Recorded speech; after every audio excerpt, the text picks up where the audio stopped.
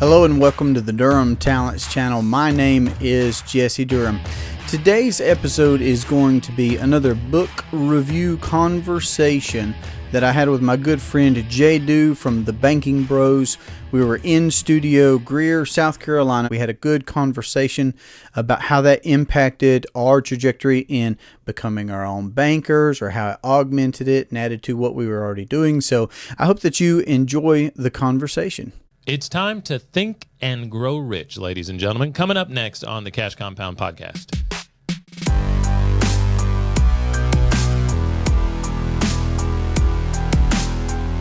Welcome back on this episode of the Cash Compound Podcast here. We got a couple of bros in the studio here. It is Jay Du today and Jesse Durham. We got Coach Jesse Durham, Durham Talents in the studio, and we're going to talk about Think and Grow Rich. It's a banking book report, and what we've started to do is categorize some of our favorite books around money and finance and mindset, and this one is no stranger to the mindset behind money in the last 90 years. Very popular. Point. Yeah, so Jesse, how did you come across this book originally, and tell us what you think about it generally?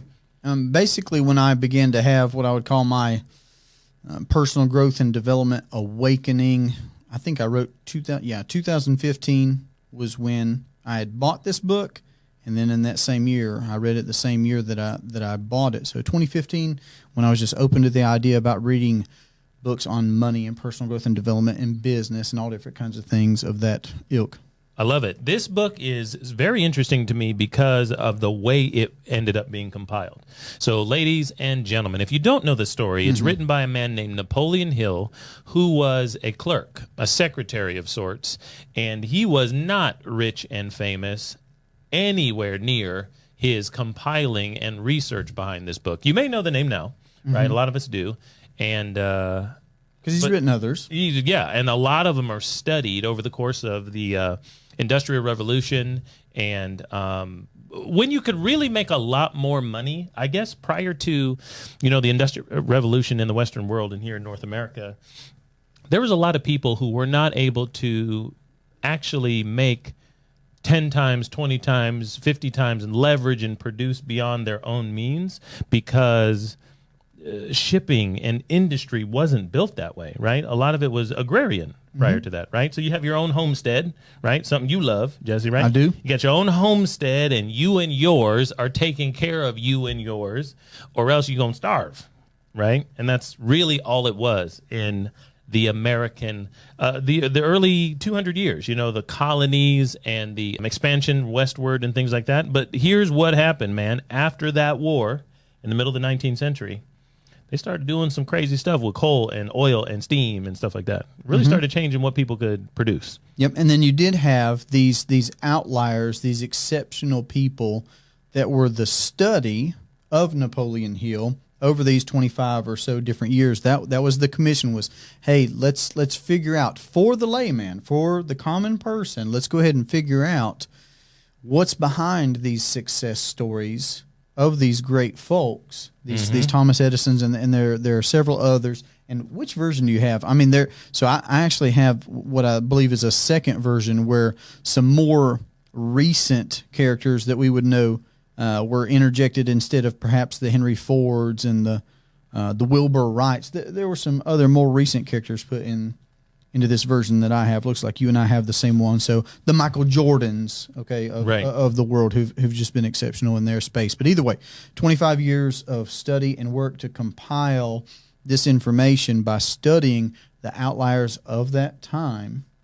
For the common person, for us. Yes, really, really interesting. So, ladies and gentlemen, if you go back to what Jesse is saying in that time period, after the war and the Industrial Revolution, a lot of people were able to really, really, really hit it big. These people were basically coming of age at the time the war was ending.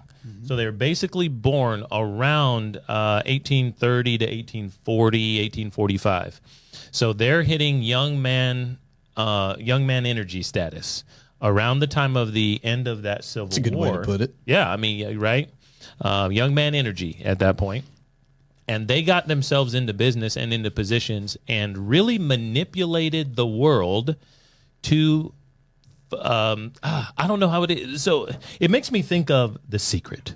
You know what The Secret is, right? It makes me think that these people, and remember the title of this book, Think and Grow Rich, these people were able to manipulate the world in a way that they saw it. It's like they weren't victim to the world. No. They were able to change the world because of the things that they were doing, seeing, and trying, or the associations that they had. And what's interesting about this particular point is that all of us now are influenced by the world because of what they did. And let me interject here and give you some more of those names. I did mention Michael Jordan. Like, who doesn't have a mental image when I just say that name, at least from our era for sure. Of course. You know, and Mary Kay Ash, you know, did she do something just, you know, wild in her space? 100%. Bill Gates, Arnold Schwarzenegger, coming from another country and doing everything that he did here in politics, I think Mary Kay and Ash acting, did as well. right. Mary Kay, so Ray Kroc with McDonald's. So just to throw out some names to give you some images of the types of people that Napoleon Hill was writing about back in the day in that first edition. Yeah, real interesting. So let's talk a little bit about how it all got started. So Napoleon Hill is somewhat of a controversial figure because everyone is trying to figure out, did he really interview all of these people, and did they really tell him his secrets, and do these secrets actually mean something in the world today, or was it just a way to sell books? It's very interesting to think about it that way. So here's what happened. Apparently Napoleon Hill is a young writer and a clerk, something like that, and he's associated somehow with Andrew Carnegie. And Andrew Carnegie is, at the time, nearly the richest man in the world and richest man in America. And, of course, steel was his industry. And he's got keys to the kingdom because he's got access to all of the other richest and most famous, influential people. And he basically endorses Napoleon Hill's article writing and book writing and study, and it allows Napoleon to take a 25-year journey to get into the offices and homes of all these other rich, famous, and influential people to write down what their success secrets and stories were. So there's controversy over if that's really how it all worked, because that's what Napoleon wrote down, and apparently Andrew Carnegie never said he ever did that. But the point is this man was able to get in front of some of the best minds and best businesses of the very early the first half, really the first quarter of the 20th century, and was able to put down what these people told him. And apparently, if you think well, you can act right and grow rich. So first off, Jesse, let me see, what is your take on that? Some people think this is a pot of crock when they think about The Secret. If you're familiar with that, obviously, it's a 20th century, 21st century type of thought process, and it definitely made me think of affirmation. I don't know, man. Is it real? You know, what do you think? Well, it does make me think of other things like Earl Nightingale's The Strangest Secret, and like you mentioned, The Secret earlier and everything.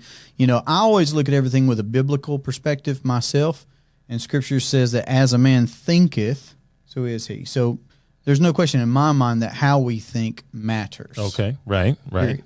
All right, As a Man Thinketh. Then James Allen, that's a great book as well out there. I mean, I'm just saying, trying to make some options here, some opportunities for moving forward. So one other very interesting thing I've heard, two things that I've heard about Napoleon Hill. One I've seen with my own eyes, and the other one I've heard recently is that his catalog of works, unpublished, that were still in his family, were recently bought by Russell Brunson, who runs ClickFunnels. So a lot of you out there probably are very familiar with the idea of a funnel on the internet. ClickFunnels, the most popular way to make it happen out there, to really get people moving in a certain direction on the internet, buying your product, understanding your course of study, or joining your team, whatever those things might be, the funnel process. Russell Brunson did so well, he bought Napoleon's entire catalog. All the unpublished works and stuff like that. Yeah, very interesting. And so he's our age, and he's doing things on Instagram, TikTok, and YouTube right now. So maybe if you are listening to this or watching it, you actually saw his ad prior to us talking. So that's one interesting thing. The second thing is we are in Greenville, South Carolina, and just north of our area of the world, about 45 minutes from here, Napoleon Hill is buried. And I've been told me that to the other his day. gravesite. That's neat. Yeah, so I've taken a picture there, and maybe we'll link to it or something in the description on this episode. So he spent the last 25 or so plus of his years in the upstate of South Carolina. Okay. Yeah. You had told me that, and I'd forgotten it. Let me add one more layer to how I view this work. Is I've said that I have a biblical perspective that I can consider this work with. Another one is, of course, and it's relevant to our audience, is from R. Nelson Nash himself, because he would say that what he was doing most was trying to impact how people think. He was using a conventional product in whole life insurance with some unconventional thinking, some out of the box thinking. And, and he mentioned, these four things that would be part of this exercise in considering becoming your own banker.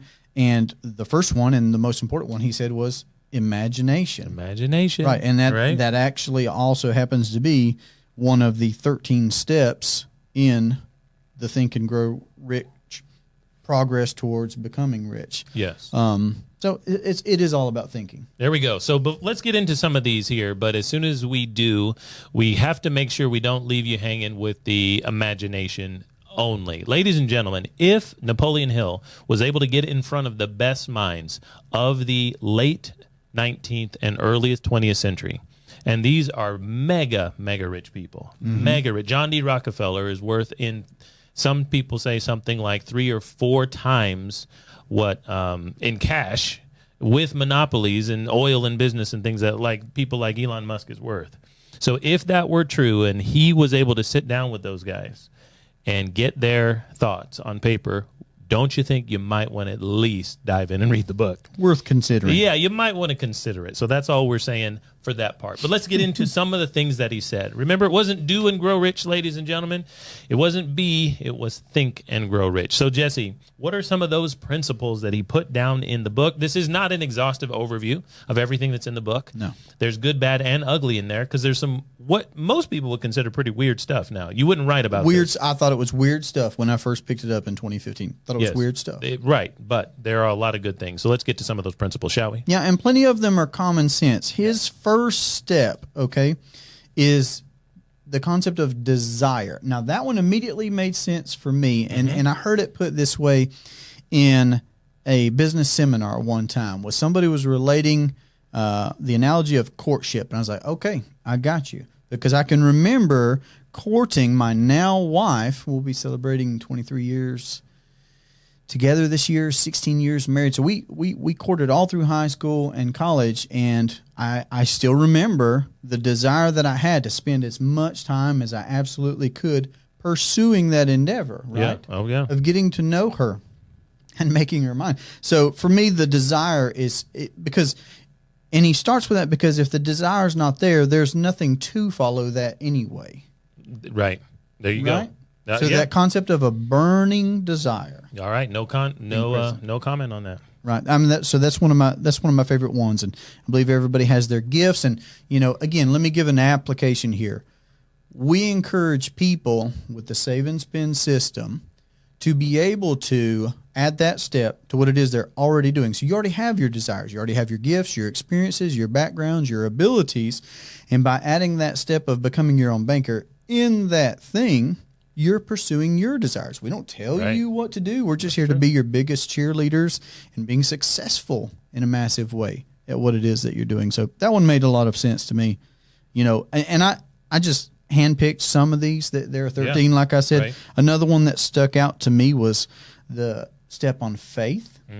And I thought of something as a father for this one. So in my household, we avoid using the word can't. Okay, so my 3-year-old, they know we don't say can't, but they've taken it to the point now to where it would be grammatically correct for them to use the word can't, and they will just avoid it. They will say something that is technically incorrect just to avoid saying the word can't.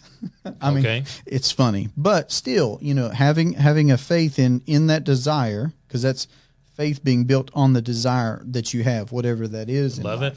Right. To pursue it. Don't say can't. Right. And I think a lot of people, it's fun that you have instituted this into younger children's minds, because I think in the world we live in, many people have already decided what is possible for them or others, and they've lost the faith.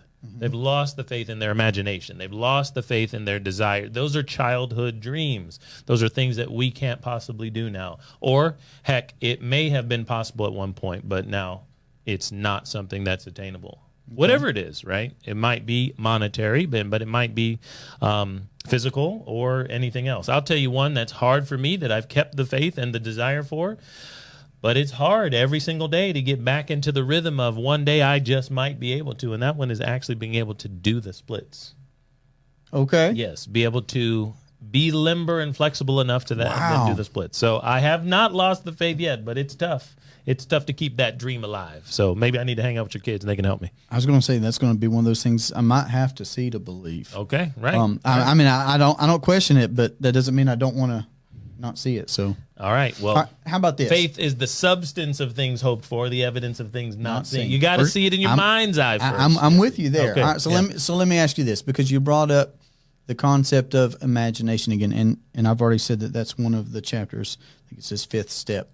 So let me ask you: are there activities that you actively pursue that give you space and time and get you in the right mindset for broad thinking or new thinking? You know, so Yes. Yes. for me, it's walks by Yep. myself Yep. and showers. It's very interesting that you say showers. Mine very similar. Nothing else is going on in the shower. You know, it's comfortable if you have hot water in there to just chill for a minute. Everybody's done it, and you can really think. Another one where I can drown out the noise is by adding a little bit of vacuum noise. If I'm vacuuming, then I used to be a janitor too. So when I was a janitor and I would be vacuuming maybe for an hour or two, it was easy to imagine. It doesn't take a lot of brain work to vacuum. You just know I'm in between these bookshelves. I was in a library, and I was at night, quiet, peaceful Something by monotonous. myself. Monotonous, you know, that EDM music, thinking music you might now play in the background while you're trying to do work. And those types of rote memory, muscle activities, yeah, it allows me to imagine and think. Yeah. Neat. Okay. For me, it's the walks and the showers, and I did think to ask you that. So that's vacuum. cool. So that would be one of my practical encouragements is I don't care if it's just 15 minutes out of your day, find where that space and that time is for you. Yeah. Because imagination is the most important piece of exercise for love it. becoming your own banker. Now- and then Now, I got to say, now, how Go many ahead. of you out there, especially you fellas or ladies that do yard work, is that why so many guys like to cut the grass? I think so. Because it's very similar. I think so. For me, I'm allergic to a lot of things outside. At least I was coming up. So I'm gonna have to go with the vacuum, which is very similar. Fair enough. It's like mowing the grass. Okay, right? You think so. lets you relax and lets you think and lets you imagine. I think so. Okay. So there's plenty of great things in here about specialized knowledge is another one of his examples. That's very And important. And he has this breakdown, right? He says there are 2 pieces of that. One piece is your own personal experience. And I'm a big fan of going out and experiencing lots of things that I'm interested in, something that I have a desire in, right? Going back to step 1, the things that I have a desire to learn more about, I do want to have personal experience, but also at the same time, I do value what he mentions, and I do actively do this as well. I want to benefit from OPM, other people's mistakes. Okay. Normally we say Okay. OPM for other people's Right, money. right, but, right. But OPM, we can learn. We don't have to make all the same mistakes that other people have already made. If we could just read about it or listen to a podcast about it or whatever and speed up our learning curve, right? Collapse time frames. Utilize the stuff that's been out there from other people, like books. Books is actually the one historic, normal, universal way. Take people's ideas on where they left off and build upon them rather than reinventing the wheel yourself. And I think in an entrepreneurial environment, I've been an entrepreneur for a dozen years now, that is where I've probably made the most mistakes, is not actually joining forces with other people's ideas or joining forces to learn from their mistakes. I haven't used their stories as examples and warnings when I should have.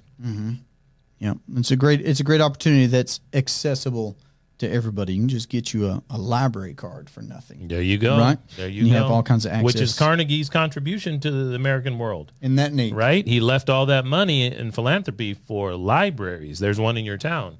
And it's free to go on down there. And they've got all the words written down by all these philosophers who've come previous to us. And you can go check out that book for free. You just got to get down there. Yeah, I can't say with certainty, so I don't want to, but hundreds or thousands. Many libraries. Many libraries. Oh, I believe it's thousands, but I'm not even sure. Right. Yeah. So, absolutely. Another couple of the highlights I would say were, we already talked on imagination, but still, I had a lot of examples that came to me from Becoming Your Own Banker. Einstein talking about the importance of imagination more than knowledge. Carl Gauss, him figuring out how to work numbers just in his head, whereas the traditional way of doing math might be to follow this formula and write it out and follow the steps, whereas just by using your imagination, you could jump to some conclusions, accurate conclusions, just interesting concepts. But one of the others was, say, planning. Okay. And what jumped in my mind from that step from Think and Grow Rich was you need to have a blueprint before you go to build a house. You need to have a written, articulate plan of what is to come. Write it down, make it plain. Mm-hmm. Very, very important. I think a lot of us have our dreams and our end desires and goals, and we don't know what to do next. We don't know what step 1, 2, or 3 might be. And we definitely don't know how many steps are in between us and that goal, even if we do know step 1 or 2 or 3. Sometimes we do. We need to make that phone call. We need to start that policy. Mm-hmm. We need to email that person and ask for something. I need to schedule my medical exam. I need to answer my dang email. And that's step 1 or 2 or 3. But we definitely have no clue step 4 through infinity before we even hit the goal. We don't know how many steps there could be, so we just need to write some stuff down. Yes. And just stay ahead of the game. Write it down, make it plain, and try build on it as you go, so you kind of know what the next couple of steps are going to be. That makes me think of the Zig Ziglar quote of go as far as you can see, and then when you're there, you'll always be able to see further. Yeah, that's right. That's what the concept of going to the curve in a walk in the woods, let's say. Yep. How about this one on decision? So in his step on decision, he's talking about mastering procrastination. You got to make a move. Got to make See, a move. I've got some conviction right here, because when I was writing this note down for this podcast episode, I immediately thought of my outbuilding at my house where I have all my lifting stations at. It's dirty right now. Dirty to the point that it shouldn't be that way. Okay. And that's just what jumped into my mind from my daily. It's like, it's been that way for too long. I've been procrastinating. Mm-hmm. I need to, and that's just a real everyday example, but it could apply to so many different areas. It really does. Like, think about finances and where people procrastinate. You know what I'm saying? So many, and a lot of times is they don't know how to get to their end goal because they can think of their dreams. They're not goals yet. They don't have it written down and planned out. But if you do plan it out, like we just mentioned, you can know what the next best step is in most cases, and then you got to make your move.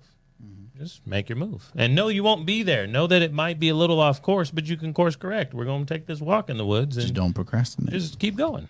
There you go.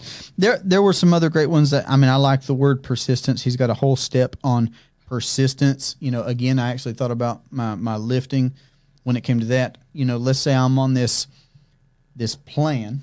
I have the steps. It's 3 sets of 5 reps. I'm going to do this 5 times, 3 sets worth. Right. Well, if I get to the 14th and I do it, but I don't complete the 15th, and it was what I was scheduled to, and I don't get that one in, it's like the 14 didn't count at all.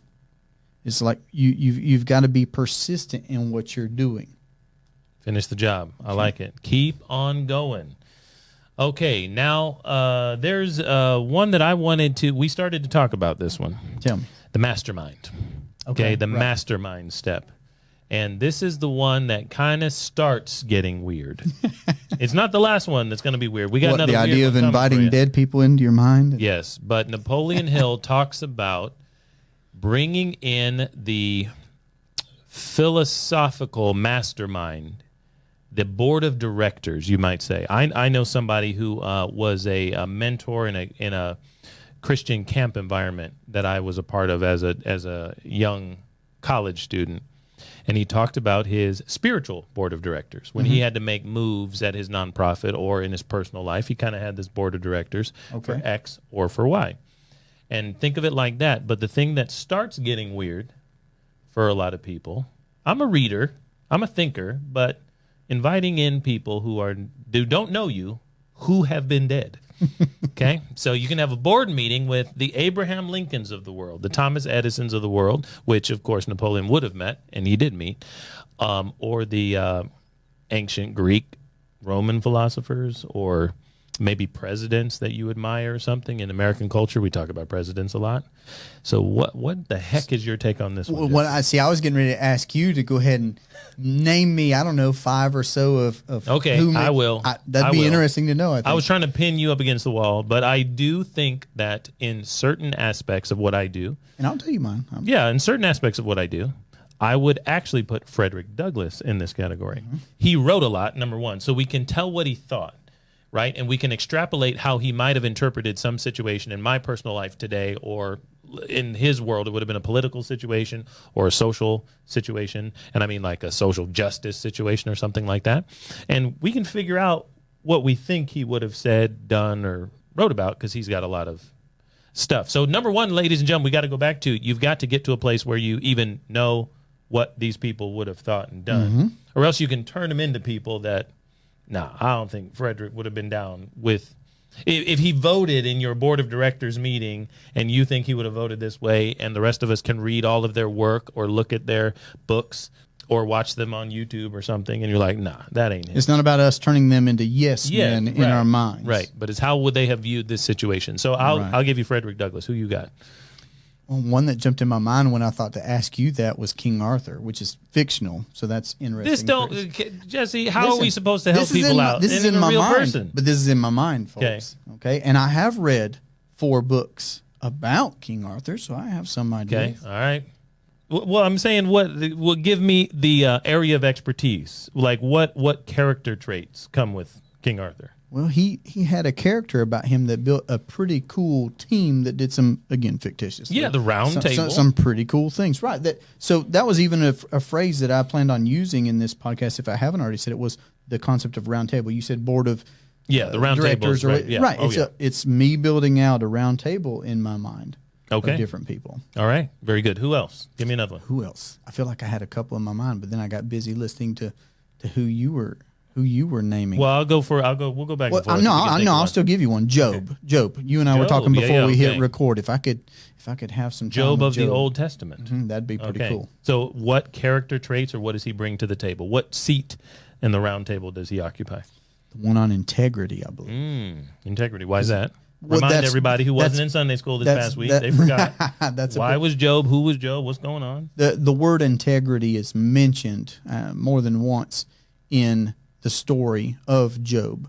This guy who did big things in his day, real character, did big things in his day. We can read a lot about his life story. Great family life, great business life, well known in the community. Had a lot of hardships come his way. Health hardships. In one losses in the family. In one day. Right, in one literal day. Allowed by God.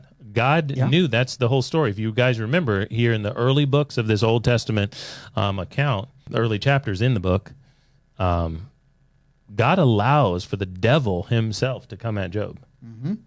But what permeated through that experience that we can read about is his integrity. He maintained his integrity during that whole experience. That's wild. Because I ain't trying to. No, we don't want to imitate it. Not at all. But we just want to admire it. He lost all his kids and glean what we can from it. In one day. Forget the sheeps. Right. I'm let the sheeps go. And the camels and everything else. Right. Okay, Job, that's a good one, though. Job makes the list. That's a good one. In the world I live in and some of the other work that I do, of course, Martin Luther King comes up. Now, Martin Luther King is a controversial figure because nobody's perfect in certain areas. However, in his, once again, civil disobedience, social justice, ideals of the American economy, and treatment of its poorest and darkest citizens, I mean, there's nobody else that you kind of raise up on that flagpole than MLK with the justice movement of the civil rights of the 1950s and 60s. Right. Yeah. And then another one for me that would be a personal one and that I think is very relevant for our audience again would be our Nelson Nash himself, because I read his book in 2015 And since then, I've read his other book, of course. I own lots of policies, and we privatized our banking now for going on 9 years. But still, I wasn't with it enough to realize that, hey, I stand a chance to go and meet this guy. Maybe shake his hand, say hello, and thank you at the least, right? Right. I just didn't get there quick enough mentally, and he did pass away before I had that opportunity. So that would be a great opportunity for me. Hey, if you believe in the story of Job and you believe in the way Nelson Nash talked about his afterlife, he's not gone. Right. He graduated. That's right. And then you will be able to shake his hand, huh? Right, for sure. Okay, so it's not over yet. Right. All right, and I'm going to have a few questions for Job right after that. Job, how'd you do it, bruh? How'd you do it? Okay. Okay, so there's a couple of other ones here, and I don't know that we'll get super specific, but he talks about, Napoleon Hill talks about the mystery of sex transmutation. This is where we continue to get kind of strange and weird, taking actual innate sexual energies and urges. You know, some of the natural urges that God gives people are urges for breathing, urges for food, urges for sexual satisfaction. And Napoleon talks about, and it seems like it was a whole lot more common maybe in his era to maybe talk about this, maybe not write about it, but to talk about utilizing and channeling maybe sexual energy in ways to help you in the kind of business life. Very interesting. So let me share something that you just made me think of.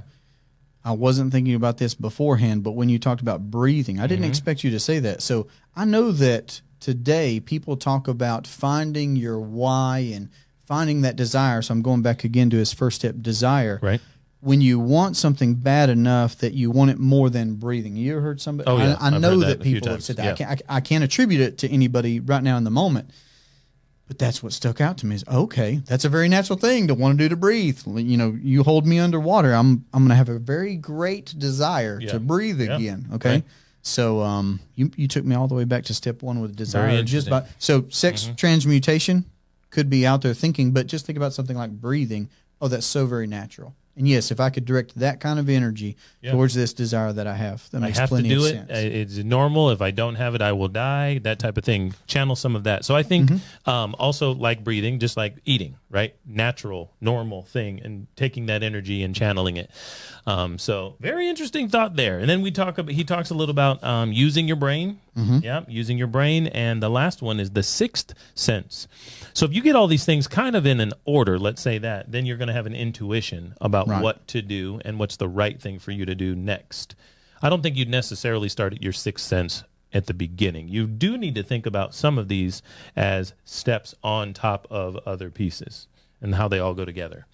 That right there is it's just such an interesting overview of this man's work, Think and Grow Rich, taking the ideas behind, not all the specific stories, but he does have some good specific stories in here, taking the ideas behind some of the most rich, wealthy, influential, famous people of the early 20th century, putting them down and saying, this is how you can too achieve everything that you want in life.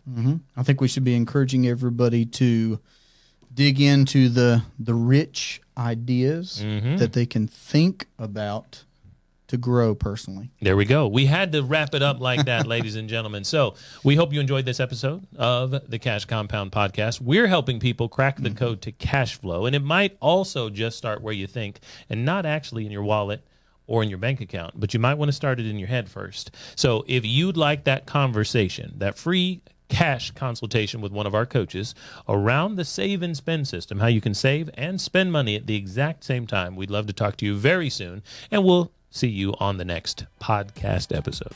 I hope that this has been stimulating and engaging for you. If you would like to continue this conversation about personal finance, in particularly as it regards becoming your own banker, then don't hesitate to contact us at www.durhamtalents.com, where we can have a private consultation about where you fit in the cash flow quadrants, where you could be in applying this infinite banking concept to better control